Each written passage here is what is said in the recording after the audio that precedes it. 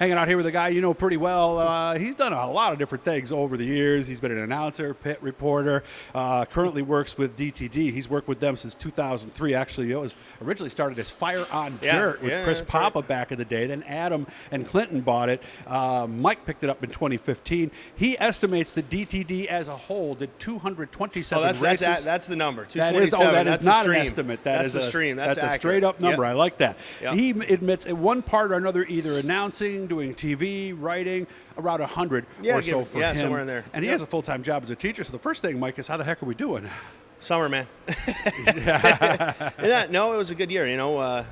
Definitely for me, COVID helped. I was home teaching, so that made things a little easier. I didn't have to be as committed to driving to work and all that every day. I just had to get out of bed, roll out of bed, and yeah, because you got a long drive. Yeah, I got a 45-minute drive to work. So yeah. It was nice that I could sleep that little extra bit in the morning and still do my job, So that helped me do some more of the races that I probably wouldn't have been able to do had I not had that extra couple hours. Back when I was younger, that was easy. But as you get older, it gets a little tougher to sleep. How old are you now, Mike? I'm 41. So 41. You still got time. Yeah, when I was 25, I could sleep the 2-3 hours, get up, go to work, and not have a problem. But they get a little harder now. So why are we at the show? I mean, you're not necessarily selling anything. No, you have a product, but you have a product. It's just so yeah, is our it more product just awareness. Or? Yeah. Obviously, our product is an online awareness. Dirt Track Digest TV. At this point, you probably have heard of it, but we're here to do that. Meet with a couple. Meet with some people. Do some advertising stuff as well for the Dirt Track Digest side of things and for the TV side of things. So this is kind of where you make some deals and get to chat with some people you don't get to see much.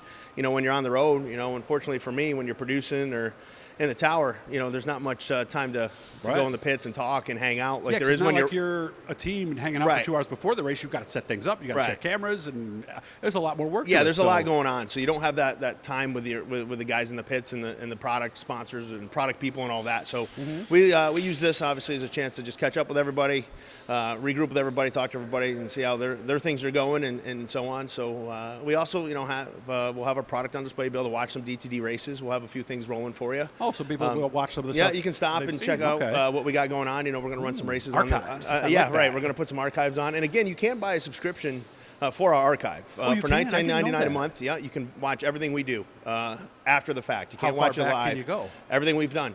Really? Yeah, everything we've done. How far back would that be then? Started way back at Utica Rome, 5 years ago? That was the first time we started doing Utica this. Rome was where we kicked it off with Bill and Kim Shea, and then we have some old Land of Legends stuff there when we were with them. Obviously, everything we did this year, all the older short track Super Series stuff, obviously that's all on flow now, so they get those archives. Right. I forgot about that. Yeah, so they get those archives, but everything prior to this year is in our archive, so if you want to watch last year's races from North Carolina for the short track Super Series or the couple Chatham races that we had, those are all in there. So there's a lot of great stuff. If you're bored over the winter, for $19.99 a month, it gives you something to do. You got it. Nice job. They got that up there. I wondered how they were going to do that with that extra sign. They were just something going on in the background here. We were kind of joking with them about.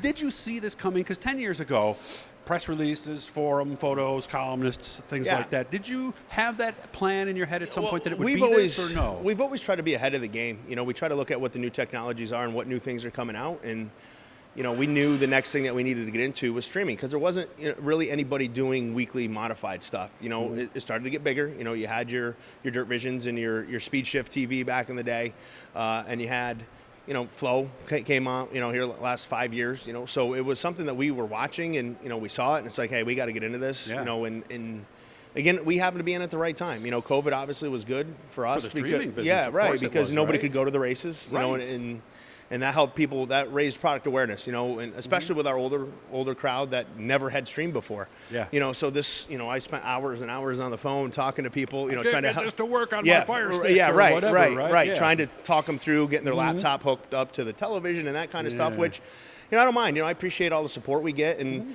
and that's part of the business. If you want to be successful, you got to be willing to put the time in with the people that need help, and that's what we do. My phone rings on a Friday and a Saturday. I'm, Dirt Track Digest TV customer service. So along with doing all the stuff that we're doing with streaming, so it's It's definitely been good, since again COVID helped, and it's been great. And we can't thank the race fans enough. I mean, even though COVID's over and people still go to the track, they've given us fantastic support, and we really, really appreciate that. Has to be tough on a lot of nights because not every track has a great signal.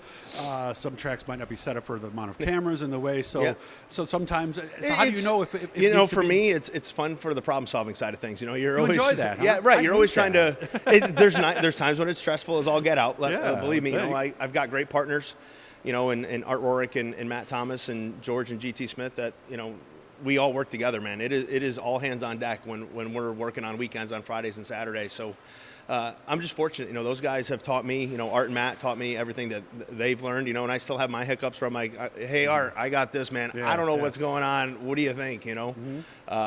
But it's a team effort, and it's tough. But it's you just look and you do your best and hope it works out. You mentioned you always like to stay ahead. Yeah. What might be the next thing, do you think?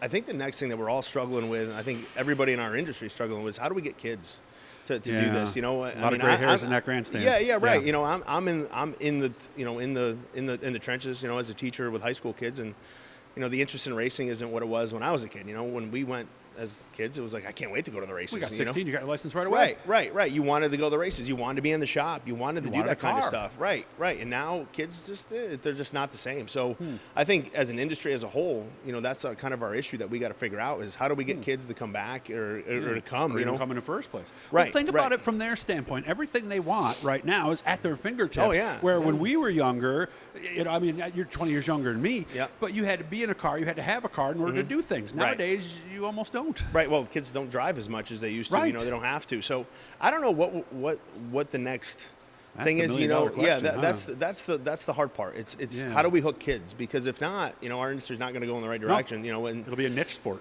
Right, and that's kind of the thing that we've been looking at is, what do we got to do to get, that next generation? Because even all of us that do this stuff, there's a few kids, we're lucky we got Bobby Sweeney and Jared Wakefield and Quentin Young, they're younger, they're in their 20s, so they're kind of picking up the slack for us old guys and helping us out a lot.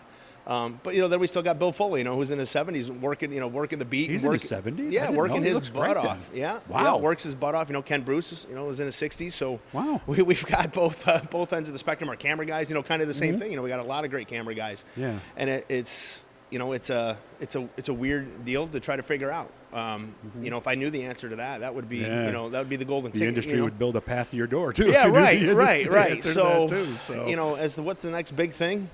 I don't know. We got to figure out kid engagement, and that is not going to be an easy thing for the industry to figure out. Just putting on a great race doesn't get kids, unfortunately. No. For us, I love it. Love it. That's what brings me back every time is the hope of a spectacular race. Gotcha. Biggest question: when are we playing poker? I don't know. We haven't played. How long has it been? 4 or 5 years since you? I haven't played cards, and I couldn't tell I you. know Probably I the last haven't time either, you but played I at my want house. to. Yeah, the last time you were at my house is probably the last time I played That's cards. the last one, huh? Yeah, I haven't played in a while. I mean, even iRacing. Your then dealer girlfriend, I remember. Yeah. All right. Yeah. Good to see you, man. Let's make sure we do that sometime soon. All right. Have a cold one or something. Hit the Blue E guys. That'll subscribe you. And of course, DirtTrackDigest.com. We're doing all kinds of stuff. If you went there 10 years ago and you haven't been, you haven't been. Good to see you, Mike. Thanks, man.